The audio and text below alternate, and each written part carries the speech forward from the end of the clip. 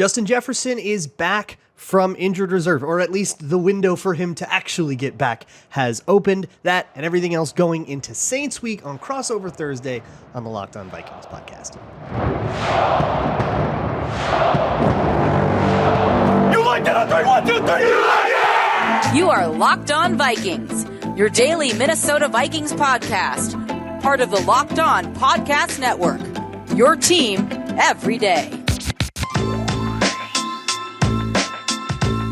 Welcome in, Vikings fans. Welcome in, Saints fans. It's Crossover Thursday here on the Locked On Podcast Network. My name is Luke Brunn. I do Locked On Vikings. I'm here with Ross Jackson, who does Locked On Saints. My good buddy, we do Locked On NFL together every Tuesday as well, so come check that out as well. Got to be my favorite crossover of the year. Sorry, everyone else. Suck it, everybody. It's Ross week. This, I'm sure, very clean and professional crossover Thursday episode is brought to you by PrizePicks, the easiest and most exciting way to play daily fantasy sports. Go to prizepicks.com/LockedOnNFL and use code LockedOnNFL, all lowercase, for a first deposit match up to $100. Ross, Man. Are the Saints good? Yeah, great question. That's probably the biggest question that every New Orleans Saints fan is asking right now. They've won 2 games in a row. Can they win 3? Believe it or not, Luke, believe it or not, a 3-game win streak would tie their longest win streak since the 2020 season. That's what's in store and at stake for this game this weekend. Wow. Yeah. Was that at the end of the 2020 season? Did that include the Alvin Kamara 6-touchdown disaster game? Oh, that game? I remember that game. No, it it was like they had that was the year that was the year they had a bye like week 5, and then they came off that bye and ripped off like 5 or 6 wins. Oh, nice. Okay. And then they finished on the 2-game win streak, that game against the Vikings, and then followed by a 33-point game against the Carolina Panthers, which is also the last time that the New Orleans Saints have scored 30-plus points in back-to-back games. That was also at the end of the 2020 season. Yeah. So, yeah. End of the Derek Carr or the Drew Brees world. Now we're in the Derek Carr era. Yep. I guess that to me is the biggest confusion of the Saints. Is that going all right? It feels like it's going fine, and then it just like falls apart. Yeah. Here's what I'll say. Derek Carr over the course of the first 5 games versus the course of the last 4 games, most recent 4 games, wildly different. And for a couple of different reasons. His performance has gone up from over 186 or so passing yards per game through the first 5. Now he's at like 293. So he's taken a big step forward there. Pressure to sack percentage has gone from 36.6% to 8.7%. So that's pretty big as well. 15 sacks. 15 times he was sacked over the course of the first five games, only 4 times over the last 4 games. So it's been pretty big, right? The run game has kind of been a little bit better, eclipsing over 100 yards. A lot of that having to do with Taysom Hill. The passing game has benefited from that. So you've seen some of the things that have helped Derek Carr, but you've also seen a noticeable tick up in Derek Carr's own production as well. And I guess that makes sense, right? New to the team, kind of figuring it out as the season goes on. So I don't know if you know, but the Vikings are having a moment.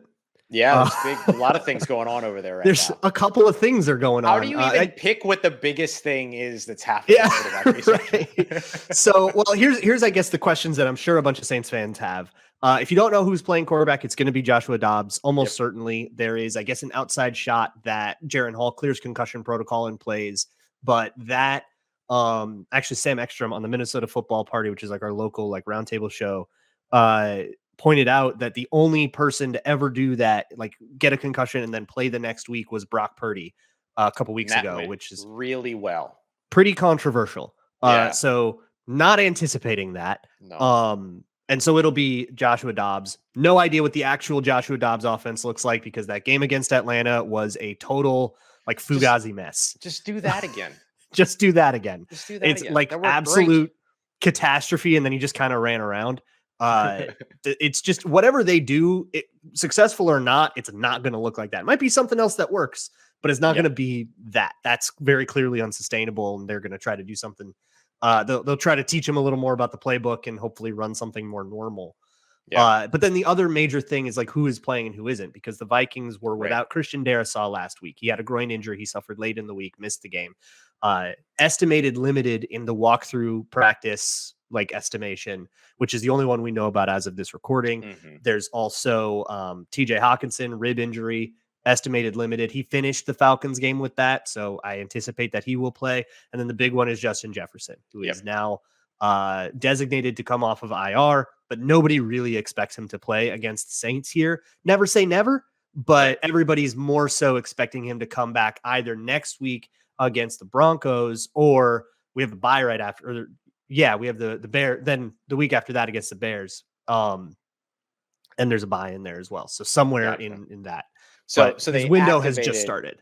Yeah, so they activated his practice window. He's got his 21-day window open, but it doesn't necessarily. It's more like they're starting the process of getting him back more than it is like, oh yeah, he'll be ready this weekend.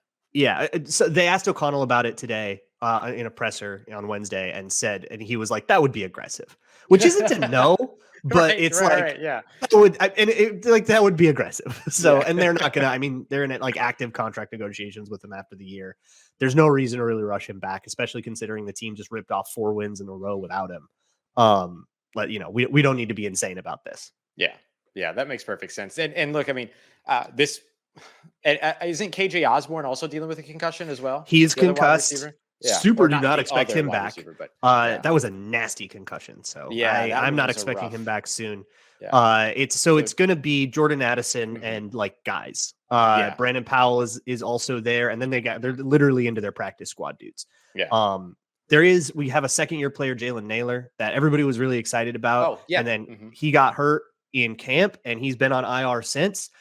He's been activated to the 53-man roster now. So we should see his debut as probably de facto wide receiver 2 after Addison, considering how many other people are hurt. But this is a banged up Vikings team cobbling together something recognizable with dudes that many of which did not make the team. Yeah. And no Cam Akers means a lot more Addison, I imagine. Or Madison, Madison. Yeah, Madison and Addison and Hawkinson. Yeah, I know. And Jefferson. Yeah. Sorry, one time when we were talking about this thing, we had a PJ Williams, a DJ Swearinger, a CJ GJ, and then we had JT Gray. So there was CJ, GJ, PJ, AT. I don't know. Oh yeah, now there's AT. Jesus. Yeah. So now we have CJ Ham, Justin JJ, KJ, TJ, and JA. these are things that we find interesting and no one else finds interesting. It's crazy that they've accomplished anything with just how banged up and depleted they are. I mean, if you asked me before the season, who are the 4 guys that cannot get hurt for this Viking season to be successful, the Vikings just won a game without 3 of them, and that was Kirk Cousins, Jefferson, and Darrisaw. The other guy I would say is Danielle Hunter. Jaron Hall. Oh, okay, gotcha. Yeah. No, that makes perfect sense. All right, so it's gonna be really interesting because, look, I mean, you look at the New Orleans Saints secondary right now. Marcus May is playing extremely well. Tyrann Mathieu playing very well, but I wouldn't say extremely well, right? As long as he's not matched up with a 6'6" guy in the end zone, he plays great. But when they get those mismatches and things like that, it just comes to play in safety. Paul Sidibe right now is allowing the second lowest passer rating amongst all corners in the NFL that have played at least 250 snaps. Marshall Lattimore is in the top 15 when it comes to that top 10 in forced completion percentage. And Paul Sidibe is at the top of that same list, which includes about 59 guys at forced completion percentage. So this secondary is ready. And so if there's going to be guys out there like Jordan Addison, who deserves a lot of respect, and a lot of guys that are kind of finding their way or just now coming back or getting their first action, that might lean a little bit towards the Saints' strength. Yeah. And I mean, Addison has broken out and is having this superstar rookie season. Yeah, he's been awesome. But it really has been him. The other guy that should be mentioned is TJ Hawkinson, and how the Saints will handle TJ Hawkinson, where the offense really runs through him, whether it's the run or the pass or screens. I mean, he has a crucial load bearing role on everything. So how the Saints want to attack him will determine a lot about that game plan. Yeah. And in terms of how guys match up, we have quite a bit of that to talk about coming up, as well as some actual predictions. This crossover Thursday episode of Locked On Vikings and Locked On Saints brought to you by friends at DoorDash. Luke, I got hungry earlier, man, but I didn't feel like cooking. I had too much going on. I had to record this crossover. We had to, it's a busy day. We got a lot going on. Didn't want to spend any time standing over the kitchen, standing over the stove, all that stuff. So I ordered Trilly cheese sticks. It's great cheesecake spot down here in New Orleans. Got to go and get it. They have a vegan option for little nerds like me. All right. I'll put it out there, but they've got great selections at a lot of local spots. You're in New Orleans, you got to have the local spots. Same thing in Minneapolis. So you want to make sure you're all covered. You're going to want to head over to DoorDash today. Get in on that action. We're going to help you out here. We're going to get 50% off up to a $10 value when you spend $15 or more at DoorDash today. Just download the DoorDash app and enter the code LOCKED23. That's LOCKED 23. Subject to change. Terms apply. That's 50% off up to a $10 value when you spend $15 or more on your first order at DoorDash. Download the DoorDash app today. Enter that promo code LOCK23. Subject to change. Terms apply.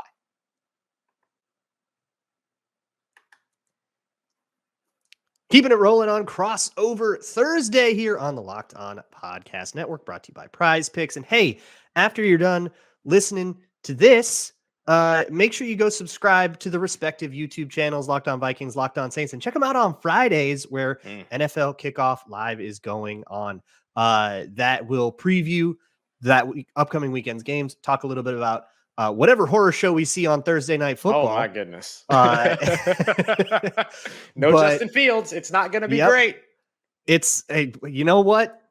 I'm about to go stand for a Josh Dobbs team. I'll stay in my glass house right now. Let's go. I mean, look, Joshua Dobbs did well, and maybe that's the first matchup we should talk about. Joshua Dobbs did well. He was very mobile.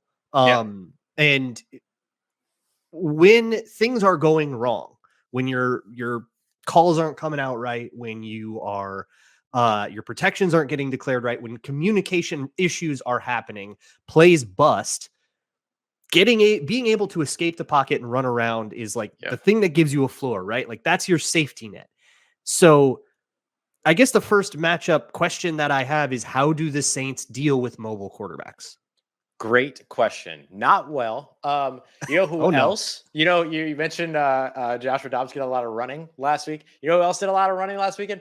Tyson Bagent. Tyson Bagent ran 8 times for 70 yards. It's an 8. Oh my God. Yeah, that's an 8.8 average per rush.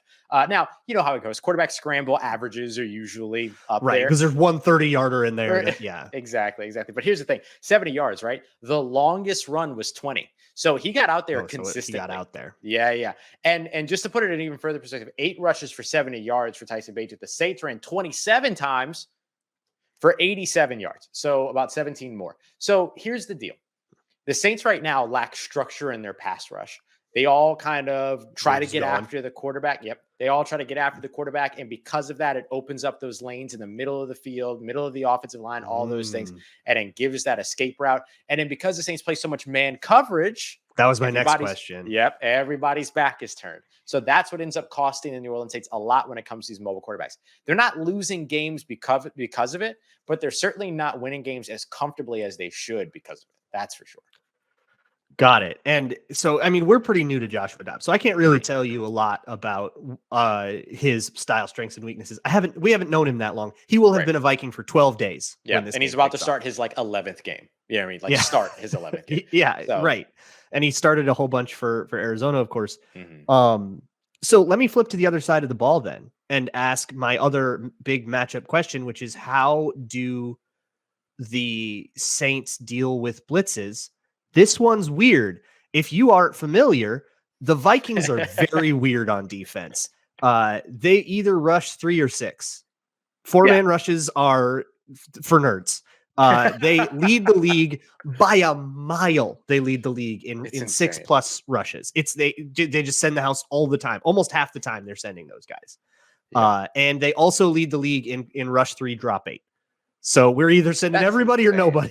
Yeah, that's just wild. And it's a lot of simulated pressure, right? You line up 7 guys on the line of scrimmage and then drop 4 of them out, and it's actually a drop 8 coverage. So how do the Saints deal with that kind of thing post snap? But also, is this a team that you want to send the house against? I mean, I'm so used to the Saints not being the team to blitz because of Drew Brees. Great question. Are they the team you blitz now or no? It goes a little bit both ways. I do want to say real quick, just for additional context for the Saints folks that are listening and watching. When you think about what Luke just explained about sort of those pressure fronts, think about the Saints on third down. The Saints on third down will have their 3 defensive linemen, 2 linebackers sugaring the A gaps, and the 2 safeties over the outside. So they're lining up everybody, and it's some drop, some rush. Like that's very much. But think about that like all the time. They just live there for the Minnesota Vikings. Derek Carr has performed well against blitzes, has not performed super well consistently under pressure. So that's going to be the big thing. He's really good at diagnosing where a blitz is coming from and knowing where to go with the ball because of that. His first read percentage has ticked up quite a bit over the course of the past couple of games because of exactly that. But when he gets the pressure, that's where you can see the passer rating come down. You see completion percentage go down. You see even adjusted completion percentage go down. But you see his average depth of target go up. So that means he panics a little bit, right? He just guns the ball downfield when that pressure is coming. Screw it, Rashid Shaheed's down there somewhere kind of attitude. And me and Madden. 100%, 100%. And so it's like that's a little bit of what it is. So it goes both ways. It's like there's value in blitzing because if you get the pressure, it's going to disrupt the timing of the Saints offense. But if the pressure doesn't get there, and thanks to guys like Alvin Kamara, Jamal Williams, who have stepped up big time in pass protection out of the backfield, they've done a good job keeping that at bay here over the recent weeks. And before the show, you mentioned Olave as like a matchup guy. Yep, right? I was about to say my next big matchup is the Saints wide receivers up against this Minnesota secondary. Like, what's your perspective on that? So the Vikings have done great against a lot of these guys. They had one total breakdown where Keenan Allen put up 2 bills on them. Sure. Where the Chargers just did a great job of executing a downfield offense quickly. Like an actually just incredible job of doing that. But then, you see the Bears weren't able to do that. Panthers weren't able to do that. Packers weren't able to do that. Falcons weren't able to do that. It's a really hard thing. I think it was kind of just the Chargers and the Chiefs were able to pull that one off on us. But otherwise you had passing. I mean, the Eagles passing offense got shut down, even though they had AJ Brown and guys. And the reason is not that these corners are just like sticky man coverage playing out of their mind. Byron Murphy's doing well. Caleb Evans is doing well. They're doing fine. But it's that these blitzes have just forced your offense to take a different shape. The joke I'm having is we want everybody to turn into PJ Fleck. And this is actually going to come down to, check downs to Taysom Hill, and check downs to Alvin Kamara. And so the big thing is it becomes less of a matchup of Byron Murphy versus Chris Olave, which I'm sure they'll both get their licks in on each other. But it becomes more of a matchup of can Josh Metellus tackle Alvin Kamara? And that's the thing that the game ends up coming down to. Or, can Jordan Hicks get off a block from the tight end out in space and go make that tackle so that it, 2nd and 7 doesn't convert and turns into a 3rd and 4, and then we can blitz the crap out of you there. Yeah. That's the texture of every Vikings game. Man, that is chaos over there. It's bizarre. Is just chaotic in like the best way possible. Like, I don't mean that in a bad way. Weird. I mean, like, I love football. That's chaotic football. And I love chaotic football. So, all right, that's going to be a lot of fun. Yeah. Well, we let's try to parse out this chaos and exactly what needs to happen for each team to win. That is what's coming up next.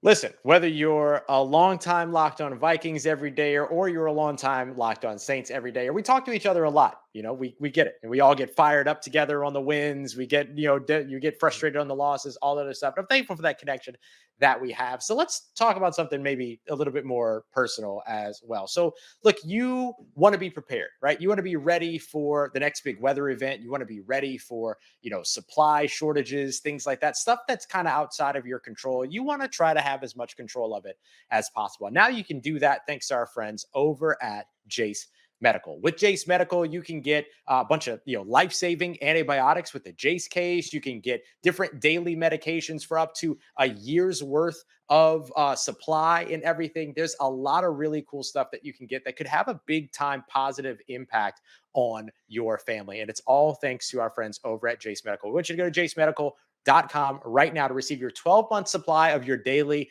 medication. Remember to use the promo code LOCKEDON as well for a discount. Verified customers had this to say about Jase. I'm thankful for this service. Supply chain issues forced me to cut pills in half just to have my medication. I've ordered most of my daily meds with a year's supply. I ordered an antibiotic kit. I feel secure now. Prices are lower than local pharmacies. I highly recommend this for everyone. And we recommend this for you as well. So if you or someone you love would like to have some peace of mind for having that year's supply of any daily medication, go to jasemedical.com and see if it's offered for you. Remember to use the promo code LOCKEDON for $20 off of your purchase.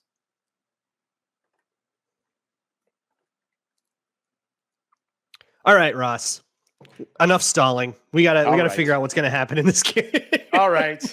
I think we've sort of driven at it. I think whoever counters pressure better gets to win this game. And whether that comes in the form of, Derek Carr doing what Justin Herbert did. If I'm the Saints, I'm watching that Chargers tape and saying, can we do any of that? Can we pull this off? I think that's the tape that solves the Vikings. And I don't really think anybody else, even the Chiefs, had their struggles with it. I don't think anybody else has been able to pull off offense in that way. And the Vikings have gone a string of some pretty rough quarterback play, not even close to Justin Herbert. So we'll see if Derek Carr can do that. And I think, the young quarterbacks the Vikings have faced have had a way harder time than the guys that have a little bit of experience, at least just game managing. Like managing quarterbacks can survive here. Mm-hmm. So I don't know. It feels to me like on both sides of the ball, that's the big thing. This one is going to be determined in the first 2 seconds of every play in the trenches. Yeah, that's a great way to look at it. And I have a thing on my show that I talk about all the time about like how football is really about stacking moments. It's very rarely you got to play the full 60 minutes, but it's very rarely about what happens throughout the entire 60 minutes. It's who had the one big turnover at the wrong time, who had the big touchdown at the right time, whatever it might be. It's about moments. And I think if the Saints can find, or the Vikings can find, one or two moments at the right time, I think about the amount of pressure that or the amount of blitzing rather that Minnesota likes to do. One screen pass at the right time that properly counters that blitz. Get the one block on the perimeter, and then you get the opportunity to pick up more yardage. Or the one well-timed Joshua Dobbs scramble on a 3rd and 12 or something like that. Those are going to be the moments that are going to decide this game. So one of these teams is going to have enough control to control those moments. And I think whoever comes out stacking, like if we took the top 10 best plays from this game, whoever's got 6 wins this game. Like that's the way that I really look at this, which isn't always the case. Well, so here's a stat for Saints fans. Then the Vikings are a bottom 5 turnover differential team in the league. They have given away 12 fumbles. The fumbles have been an absolute disaster. It was a lot worse in the beginning of the season. I think they had 9 in the first 4 games, or maybe the first 5. And so they've sort of chilled it out a little bit, but it's still like ball security has been absolutely a big issue for the Vikings. So when it comes to, who's going to make that big play, a lot of those early losses where the Vikings started, 0-3, and now they've ripped off 5 of 6. Right. But that 0-3 start was fueled basically entirely by turnovers. So if I know it's not like the most groundbreaking analysis ever to be like, don't turn the ball over and you win the game, but like, don't turn the ball over and you win the game. That's the type of game that this is going to be, though. Like, it's going to be that tightly contested, I imagine. The Saints right now, number 2, are tied for second in the NFL with the Chargers, by the way, in turnover. I'm sorry. No. They're tied with the Pittsburgh Steelers. They trail the Chargers and the Bengals in turnover differential. They're at +8 right now. And they got 12 interceptions on the season. And that's huge for them because, look, this is a team that had only 7 interceptions last season, a franchise low. Right now, they've got 8 guys with interceptions, including Paulson Adebo, who's got 4 of them things right now. And so I think that's got to be the big thing. Like, to me, it's Didn't they all come in one game? No. He's had 3 in the last 2, and then he had 1 early on in the season. Oh, okay. So he did have 2. He did have 2 last week. He did 2 have in a game. Okay. Yeah, he did have a 3rd takeaway last week, though. Oh, that's what it was. Punch out. Yeah, with the fumble. Man, what a game! What a game that dude had, and he's had like a good couple of weeks. Can he keep it going? This is a game where you want to see that, right? Like this is a game for the big names. This is a game for the big names for both of these teams, and the big playmakers, right? Whether they are established playmakers or just the guys that go out there and make the plays. Like that's what this game to me is going to come down. Yeah, the Vikings don't have their playmakers. That's right. the That's thing, why I say so it's kind of a next man up game. There and make those plays. Yeah, who You can know what become a playmaker? Yeah. And one of the most underrated playmakers, I think, in the entire league is, and definitely the most underrated guy in the Vikings is Josh Metellus. He's not a household name.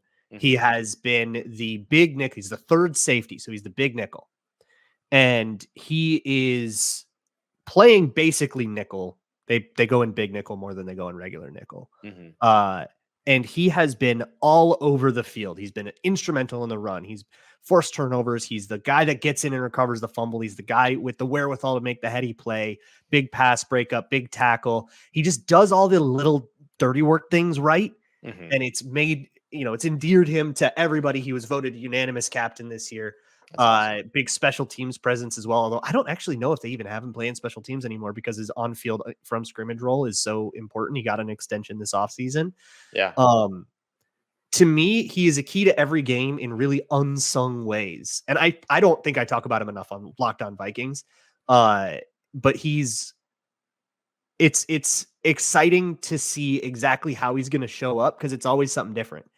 Sometimes it's the big TFL. Sometimes it's just deconstructing the right block or playing contained properly. Sometimes it's, nailing down on some, basic over the middle from or lining up on the line of scrimmage and then backing off into a middle third zone. So he's just like bailing out 30 yards and just like an insane person because the Brian Flores defense is wild. And if he's playing that nickel role, that means he's going to draw Chris Olave a lot and he's going to draw Michael Thomas a lot.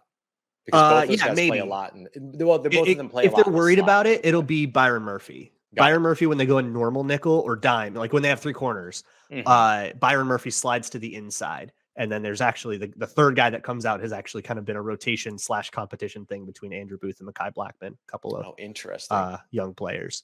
Yeah, it's the personnel on the defensive secondary is really interesting. Sometimes they'll come out in four safeties and run dime that way, and then they'll like blitz four of them and back off a D tackle. And you're like, what is happening ever? Sounds very familiar.